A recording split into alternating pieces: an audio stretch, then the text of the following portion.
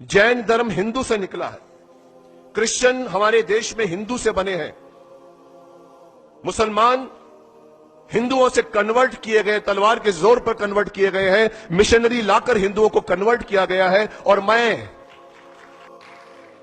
Hello, मेरा नाम BS Gupta, मैं एक एडवोकेट हूं। दो कम्युनिटीज जो भारत में रहती हैं जी, दो कम्युनिटीज जो भारत में रहती हैं, मेजॉरिटी कम्युनिटी 80% जिसको कहते हैं हिंदूस और 20% मुस्लिम्स, उनके बीच में गलत या सही ये भावना है कि इस्लाम जो फैला था वो तलवार के ज़ोर से फैला था। हिस्टोरिकल फैक्ट है या ये मिथ है कह नहीं सकते, लेकिन क्या ये सच है कि 3000 से 6000 तक हिंदू मंदिरों को गिरा के मस्जिद में बदला गया? क्या ये सच है कि स्पेशली औरंगज़ेब के वक्त में हज़ारों लाखों हिंदुओं को ज़बरदस्ती उनके जनेऊ काट के उनको मजबूर किया गया कि वो मुसलमान बने?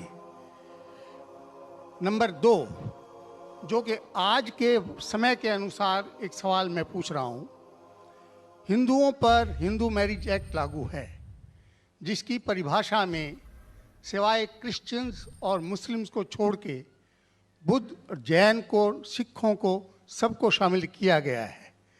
क्या मुसलमानों का ये कहना नहीं बनता कि आप सबको शामिल करते हैं हिंदू मैरिज एक्ट में, इसका नाम बदल के एक ऐसा एक्ट बनाया जाए जो सब पे लागू हो, या इसके अल्टरनेटिवली एक यूनिफॉर्म सिविल कोड जो दोनों धर्मों के अच्छे टेनेट्स को शामिल करे, उसको लागू किया जाए?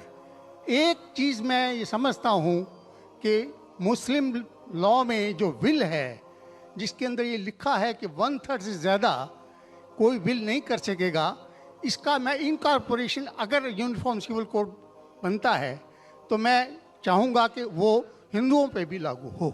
ये नहीं है कि हिंदू मैरिज एक्ट को अगर इंडियन मैरिज एक्ट में बदला जाए तो मुसलमानों पे लागू हो और हिंदुओं पे कोई चीज़ ना आए। मुझे इस्लाम में ये चीज़ बहुत अच्छी लगी। ऐसे ही कोई यूनिफॉर्म सिविल कोड के लिए ये मुस्लिम आगे क्यों नहीं आ रहे, इसकी वजह मुझे बताई जाए। भाई साहब ने 3 सवाल पूछे एक सवाल में। पहला सवाल कि हिस्ट्री से पता चलता है कि इस्लाम तलवार के ज़ोर पे फैला कि नहीं, लेकिन ये मुझसे पूछ रहे क्या ये हकीकत नहीं है कि 3000 से ज़्यादा मंदिरें गिराई गई थी और मस्जिद बनाए गए और बहुत से लोगों का कत्ल किया गया? ये बिल्कुल गलत है, अफवाह है। ये मैं कह सकता हूँ कि कुछ मंदिरें शायद गिराई गई होंगी, इससे मैंने कहा तो एक भी मंदिर नहीं गिराई गई। हो सकता है कि कुछ मुसलमान अपने आप को जो मुसलमान कहते हैं उनने आके कुछ मंदिरों को गिराया होगा और मस्जिद बनाया होगा, हो सकता है। लेकिन ये कहना कि 3000 से 6000 मंदिर गिराए गए, ये बिल्कुल अफवाह है, बिल्कुल गलत है, बेबुनियाद है, बिल्कुल बेबुनियाद है। कुछ मुसलमान राजाओं ने गलत काम किए होंगे, उससे आप इस्लाम को दोषी नहीं ठहरा सकते। अगर हिटलर ने 60 लाख यहूदी को जिंदा जलाया तो मैं कह सकता हूं कि क्रिश्चियनिटी खराब है? बिल्कुल बेबुनियाद है, वो हिटलर ने किया, बाइबल में तो ही लिखा है कि जलाना चाहिए। इसी तरीके से ये खाली अफवाह है। कुछ मंदिरों को शायद गिराया गया होगा, मैं ये नहीं कहता कि नहीं गिराया गया, लेकिन उसको छोटी चीज को लेके उछाला जाता है मीडिया में और किताबें लिखी जाती है। आप देखो टीपू सुल्तान के खिलाफ आ गए। आज भी आप जाएंगे मैसूर के अंदर, उसके आजू बाजू आप देखेंगे तो टीपू सुल्तान के जो आंगन के अंदर है उसके अंदर मंदिर है। अगर आप ये कहते सच है कि 3000 से 6000 मंदिर को गिराया गया था, तो आप कैसा जिंदा बचे? आप कह रहे थे कि हजारों लोगों को कत्ल किया गया, आप कैसे जिंदा बचे? आप जिंदा बचे ये शहादत दे रहा है कि मुसलमान तलवार के जोर पे नहीं फैला। अगर ये सच होता था, आपने कहा हजारों लोग का कत्ल किया, कुछ लोग का शायद कत्ल किया गया। देखो, हर मजहब में there are black sheeps in every community. कुछ लोग हर मजहब में खराब निकलते हैं, वो मजहब की गलती नहीं, वो मजहब के मानने वाले की। क्रिश्चियन में आपको कुछ खराब लोग मिलेंगे, मुसलमान में मिलेंगे, हिंदू में मिलेंगे। अभी आप देखेंगे हिंदुस्तान के मुसलमान कुछ लोग ड्रग में डील करते, ड्रग में धंधा करते, रख तो हराम है इस्लाम में, करते तो उनको दोष देना चाहिए, इस्लाम को नहीं। इसी तरीके से आप जो कह रहे 1000 लोगों का कत्ल किया, ये बिल्कुल बेबुनियाद चीज़ है। कुछ लोग का शायद किया होगा, और ये ही सबूत है। मैंने मेरी तकरीर में कहा कि 80% से ज़्यादा गैर मुस्लिम हिंदुस्तान में हैं। ये शहादत दे रहे हैं कि इस्लाम तलवार के जोर पे नहीं फैला। आप लोग को क्यों छोड़ा उन लोग ने? आप उनके रिश्तेदार तो नहीं थे ना, आपको क्यों छोड़ा?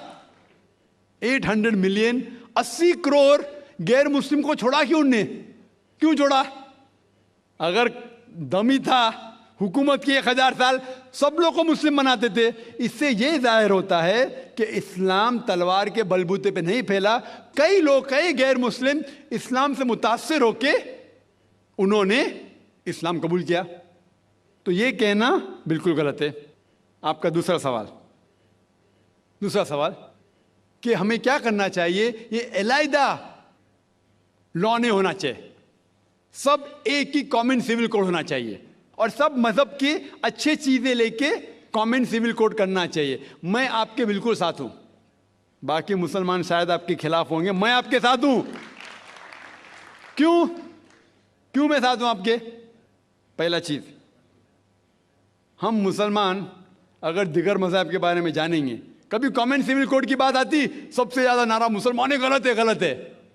यह मुमकिन ही नहीं है, क्योंकि हिंदुस्तान में हिंदू मजहब के कितने फिरके हैं, यह मुमकिन ही नहीं है।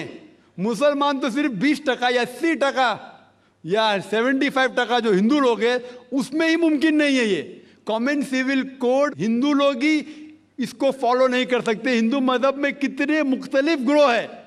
एक कहता है कि बेटी को जाना चाहिए, एक कहता है बेटे को जाना जायदाद, एक कहता है कि जितनी खेती है वो नहीं जा सकती बेटी को, दूसरा ग्रोह कहता है।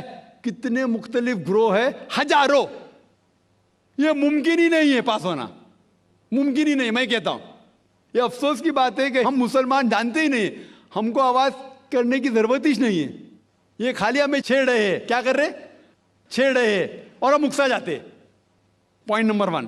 पॉइंट नंबर 2, मान लो आप लोग कबूल करते हैं कि कॉमन सिविल कोड होना चाहिए। आपने क्या कहा कि सारे धर्मों के अच्छी बात को लेना चाहिए।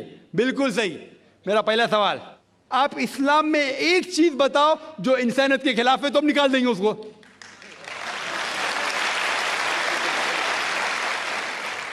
आपका यह कहना बिल्कुल सही है कि बाकी मज़ाहिब की अच्छी चीजें जो है, मिसाल के तौर पे मैंने तकरीर की similarities between Hinduism and Islam, तो जो अच्छी चीजें हिंदुइज्म की मैं ले चुका हूं। Similarities between Christianity and Islam, जो अच्छी चीजें इस आयत में ले चुका हूं। मैं ये पूछना चाहता आपसे, एक चीज जो इस्लाम में खराबी है वो तो बताओ मुझे, तो उसको निकालेंगे ना। लेकिन मंच के ऊपर जब डिबेट होएगा, इंशाल्लाह मैं आऊंगा इंशाल्लाह। हाँ, मंच पे जब डिबेट होएगा कि हम क्या करेंगे, हर मज़हब की अच्छी चीज होंगी। तो मैं ये चाहता हूं कि इस्लाम की तरफ से उस मंच पे, उस स्टेज पे इंशाल्लाह मैं आऊंगा। ये चैलेंज है। कोई भी शख्स हिंदुस्तान में हो, मिनिस्टर हों दो, कोई भी स्वामी हों दो, कोई भी शंकराचार्य हों दो, इंशाल्लाह मैं तालिब इल्म हूं इस्लाम और दिगर मज़हब का।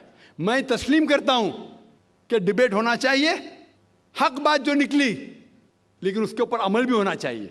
हक बात जो सबसे बेहतरीन है इंसानियत के लिए, उसके ऊपर अमल होना चाहिए। इसलिए जो आखिरी किताब जो अल्लाह सुब्हानहू व तआला नाजिल की कुरान शरीफ, वो इंसानियत के लिए सबसे बेहतरीन किताब है, उसके ऊपर अमल होना ही चाहिए।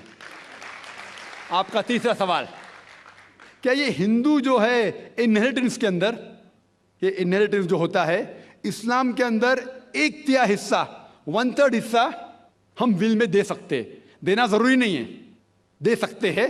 इस्लाम के जो विल के अंदर जो आता है इनहेरिटेंस, वो कुरान की आयत है सूरह निसा की सूरह नंबर 4 आयत नंबर 11, 12 और 176। उसमें कहा गया है कि जो भी आपकी जायदाद है, अल्लाह सुब्हानहू व तआला कह चुका है कि आपके बेटे को बेटियों से डबल मिलेगा।